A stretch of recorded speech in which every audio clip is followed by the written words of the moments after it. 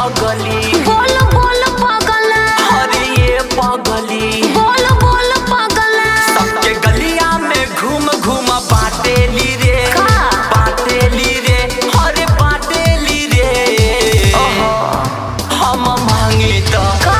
हम मांगी तो काहे के डांटेली रे हम मांगी तो काहे के डांटेली रे का बोलते हो?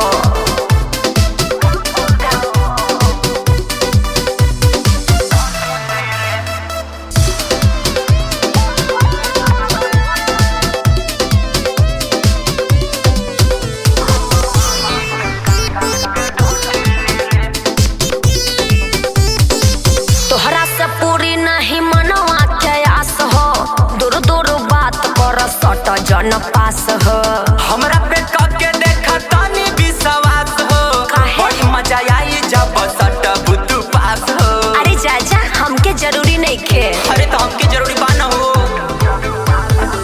तोहरा से पूरी नहीं मनवा के आस हो दूर दूर बात कर सट जन पास हो हमरा पे कके देखा तानी विश्वास हो अच्छा। बड़ी मजा आई जब सट बुतु पास अरे ये छोरिया नारा नारा छोड़बे अरे देना गोरिया नारा छोड़बे ढेर भामखो कौन कमी से हमरा के छाटेली रे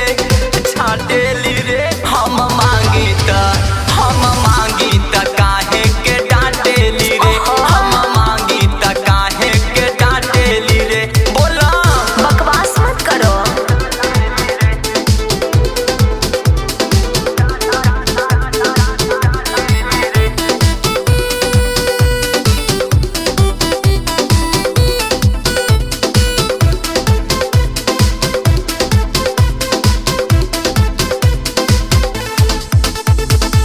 हमरा से कर जन देख रंगदारी जादे पगलई बत दे देब गाड़ी